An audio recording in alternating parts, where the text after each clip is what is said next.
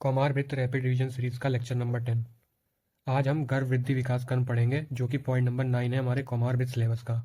गर्भ वृद्धि विकास क्रम यूजी पॉइंट ऑफ व्यू से बहुत इंपॉर्टेंट टॉपिक है और ये हर ईयर में सिलेबस में तो होता ही होता है, इसलिए ये टॉपिक बहुत इंपॉर्टेंट बन जाता है हमें पढ़ने के लिए। गर्भ वृद्धि विकास क्रम। प्रथम मास में गर्भ का स्वरूप बताते हुए चरक ने कहा है, प्रथमे मासी सम्मूर्छिता सर्वधातु कलुषीकृता खेट भूतो भवत्य अव्यक्त विग्रह सद असद भूत अंग अव्यवाह। चरक ने पहले मंत्र में गर्भ का स्वरूप कैसा कहा है? चरक ने कहा है कि पहले मंत्र में जो गर्भ है वो श्लेष्मा के सदृश होता है और अंग अवयव अभी सूक्ष्म रूप में उपस्थित है, स्थूल रूप में उपस्थित नहीं होते हैं, इसलिए जो शरीर है वो अभी अव्यक्त है, अंग अवयव नहीं है, बॉडी पार्ट्स नहीं है, तो वह शरीर नहीं है। वो जो अंग अवयव है वो अभी सेल की फॉर्म में है, मतलब सूक्ष्म रूप में उपस्थित है। जो सेल्स हैं वो आगे चल के बॉडी पार्ट्स फॉर्म करेंगे, तो जो सेल्स हैं वो अभी सूक्ष्म रूप में बॉडी पार्ट्स हैं, तो सूक्ष्म रूप में अंग अवयव उपस्थित है, स्थूल रूप में अभी नहीं है, बॉडी पार्ट्स फॉर्म नहीं हुए हैं।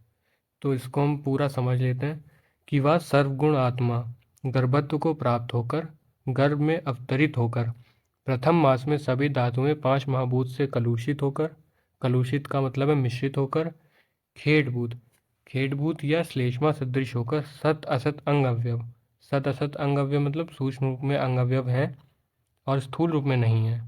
गर्भ का स्वरूप कैसा होता है? श्लेष्मा सदृश होता है, सत असत अंग अवयव वाले अव्यक्त शरीर के समान होता है। सुश्रुत ने क्या कहा है? सुश्रुत ने श्लोक कहा है कि प्रथमे मासी कललम जाते हैं। इन्होंने सिंपल वर्ड्स में कह दिया कि प्रथम मास में कलल होता है। अब द्वितीय मास में गर्भ का स्वरूप देख लेते हैं। चरक ने श्लोक कहा है, द्वितीय मासी घना संपद्यते पिंडा पेशी अर्बुदम व तत्र घना पुरुषा पेशी स्त्री अर्बुदम नपुंसकम। तो द्वितीय मास में गर्भ पिंड पेशी अर्बुद के आकार का तथा घन होता है। पिंडाकार होने से पुरुष, पेशियाकार होने से स्त्री एवं अर्बुदाकार होने से नपुंसक उत्पन्न होता है। द्वितीय मास में सुश्रुत ने क्या कहा है? द्वितीय शीत ऊष्मा अनिलैर अभिपच्यमाना नाम महाभूता नाम संघातो घना संजायते यदि पिंडापुमान स्त्री चेत पेशी नपुंसकम चेत अर्बुदम इति। तो सुश्रुत ने लिखा है कि द्वितीय मास में श्लेष्मा, पित्त और वायु ये 3 दोष 5 महाभूत से मिलकर कठिन हो जाते हैं। यदि वह पिंडाकार है तो पुरुष, पेशियाकार है तो स्त्री, अर्बुदाकार है तो नपुंसक उत्पन्न होता है। तृतीय मास में गर्भ का स्वरूप कैसा कहा है चरक ने? तृतीय मासी सर्व इंद्रियाणि सर्वांग अव्यवाश्च योगपद्येन अभिनिर्वर्तन्ते। तृतीय मास में सभी इंद्रियां और अंग अवयव एक साथ ही उत्पन्न होते हैं। सुश्रुत ने क्या कहा है? तृतीय हस्तपाद शीर्षाम पंच पिंडिका निर्वर्तन्ते अंग प्रत्यंग विभागश्च सूक्ष्मो भवति। तो तीसरे मास में 2 हाथ, 2 पैर और सिर की 5 पिंडिकाएं निकल आती हैं। अंग प्रत्यंग का विभाग स्पष्ट सूक्ष्म होता है।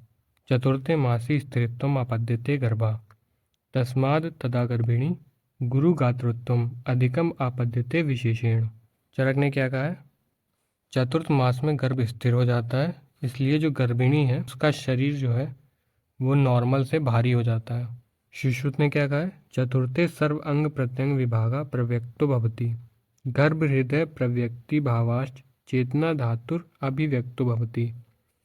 गर्भ का स्वरूप सुश्रुत ने कहा है कि चतुर्थ मास में सभी अंग प्रत्यंग का विभाग स्पष्ट हो जाता है। गर्भ के हृदय के व्यक्त होने से चेतना धातु अभिव्यक्त हो जाती है, क्योंकि चेतना का स्थान हृदय है। पंचम मास में चरक ने क्या कहा है? पंचमे मासी गर्भस्य मास शोणितो उपचयो भवत्य अधिकम अन्येभ्यो मांसेभ्यः तस्मात् तदा गर्भिणी का शर्य आपद्यते विशेषेण। पंचम मास में अन्य मासों की अपेक्षा जो मांस या शोणित है उसका अधिक उपचय होता है, इसलिए जो गर्भिणी का शरीर है वो पतला हो जाता है। सुश्रुत ने पंचमे मास में गर्भ का स्वरूप कैसा कहा है? पंचमे मना प्रतिबुद्धतरम भवति। 5वें मास में जो मन है वो प्रतिबुद्धतर होता है, अर्थात जागृत होता है। 6ठे मास में चरक ने गर्भ का स्वरूप कहा है, षष्ठे मासी गर्भस्य बल वर्ण उपचयो भवत्य अधिकम अन्येभ्यो मांसेभ्यः तस्माद् गर्भिणी बल वर्ण हानिम आपद्यते विशेषेण। 6ठे मास में गर्भ के बल एवं वर्ण का उपचय अन्य मासों की अपेक्षा अधिक होता है, इसलिए गर्भिणी की बल वर्ण में हानि होती है। छठे मास में सुश्रुत ने गर्भ का स्वरूप बताते हुए कहा है षष्ठे बुद्धि। छठे मास में सुश्रुत ने बुद्धि का वर्णन किया है। चरक ने सप्तमे मासी गर्भा सर्वैर भावैर आप्यायते तस्मात् तथा गर्भिणी सर्वकारः क्लांतमा भवति। सातवें महीने में गर्भ सभी प्रकार के भावों से पुष्ट होता है। सुश्रुत ने क्या कहा है? सप्तमे सर्व अंग प्रत्यंग विभागा प्रव्यक्तरः भवति। सातवें महीने में अंग प्रत्यंग का विभाग प्रव्यक्तर होता है।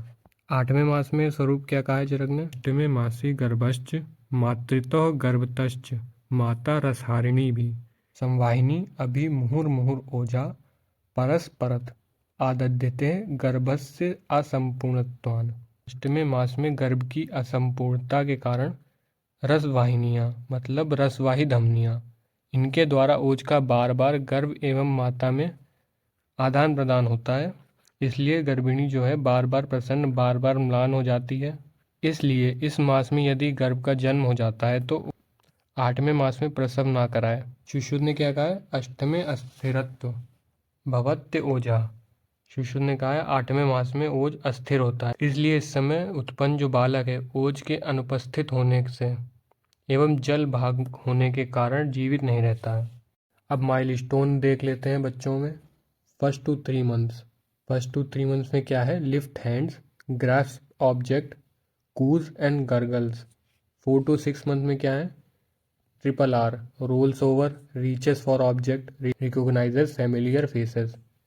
7 to 9 मंथ्स में sits without support, crawl, responds to name. 10 to 12 month में pulls to stand, points with finger, says simple words. 1 to 2 years में वॉक्स independently, stacks blocks, pretend play. 1 to 2 year में क्या है? Walks independently, stacks blocks, pretend to play. 2 to 3 years में क्या है? Runs, jumps, kick ball, uses simple sentences, plays besides other. 3 to 4 years ride tricycles, draws shape, speaks in full sentences. 4 to 5 years hops on one foot, writes letter, plays well with others.